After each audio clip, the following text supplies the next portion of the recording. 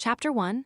The Boy and the Magic Letter. Once upon a time, in a very quiet and very ordinary street called Privet Drive, there lived a boy named Harry Potter. To any neighbor passing by, Harry looked like a normal boy. He had messy black hair that never stayed flat, bright green eyes, and round glasses held together with a bit of sticky tape. But if you looked very closely at his forehead, you would see a thin scar shaped exactly like a bolt of lightning. Harry did not live with a happy family. He lived with his Aunt Petunia, his Uncle Vernon, and his cousin Dudley. The Dursleys were not kind to Harry. They did not give him a big bedroom with toys and soft pillows. Instead, Harry lived in a tiny, dark cupboard under the stairs. It was a very small space filled with dust and spiders. Every morning, the spiders would crawl across the wooden slats, and Harry would whisper good morning to them. Strange things always happened around Harry. One day, at the zoo, the glass in front of a giant snake disappeared just because Harry looked at it. Another time, Harry's hair grew back in just one night after his aunt cut it too short. Harry didn't know why these things happened. He felt like a strange boy in a world that wanted everything to be normal.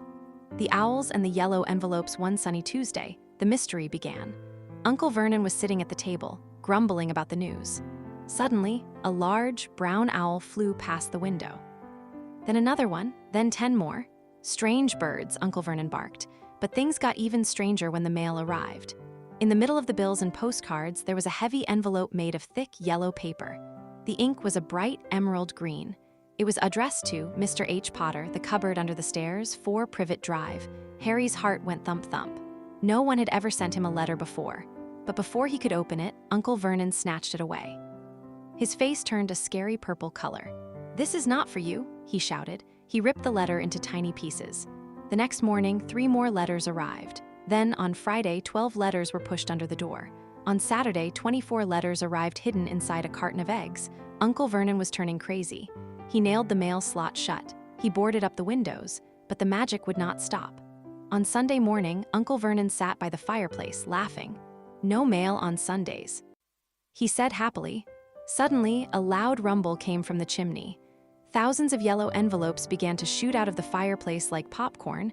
They flapped around the room like birds. Harry jumped up, trying to catch one, but Uncle Vernon grabbed him. "That's it," Uncle Vernon yelled. "We are going away, somewhere they can't find us." The storm and the giant the Dursleys took Harry to a tiny, broken house on a big rock in the middle of the sea. The wind howled woo-woo-wo. The waves crashed against the rocks crash-splash. It was a cold and lonely place. It was almost midnight. Harry lay on the hard floor, watching the glowing numbers on Dudley's watch. In 1 minute, Harry would be 11 years old. 5, 4, 3, 2, 1. Boom, the whole house shook.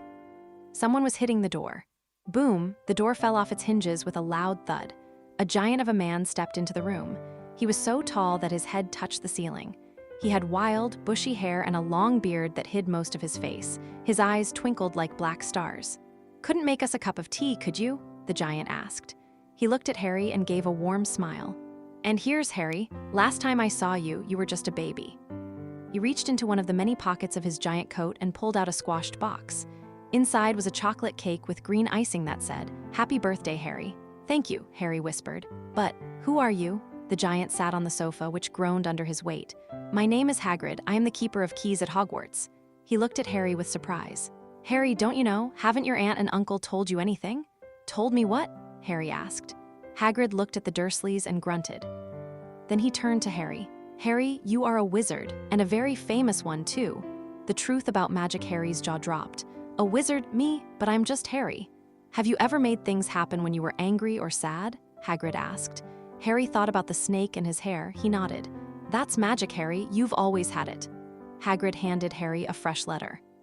Harry opened it and read, "Dear Mr. Potter, we are pleased to inform you that you have been accepted at Hogwarts School of Witchcraft and Wizardry." Hagrid told Harry the true story of his parents. They weren't in a car accident. They were a brave witch and wizard who fought a dark wizard named Voldemort. Voldemort was very mean, but when he tried to hurt Harry, his magic failed. That's how Harry got the lightning scar. Uncle Vernon stood up, shaking with anger. "I won't let him go. I won't pay for him to learn magic tricks." Hagrid stood up. He looked very scary. He pulled out a pink umbrella and pointed it at Dudley. Zap! A little pink pig's tail grew right out of Dudley's bottom. Dudley screamed and ran around in circles. Hagrid looked at Harry. "The sun is coming up, Harry. We have to go. We need to go to London to buy your wand and your books." "ND and your books, are you coming?" Harry looked at the dark cupboard he lived in. He looked at the mean Dursleys. Then he looked at the giant man with the warm eyes. He took Hagrid's hand. For the first time in his life, Harry Potter felt like he was going home.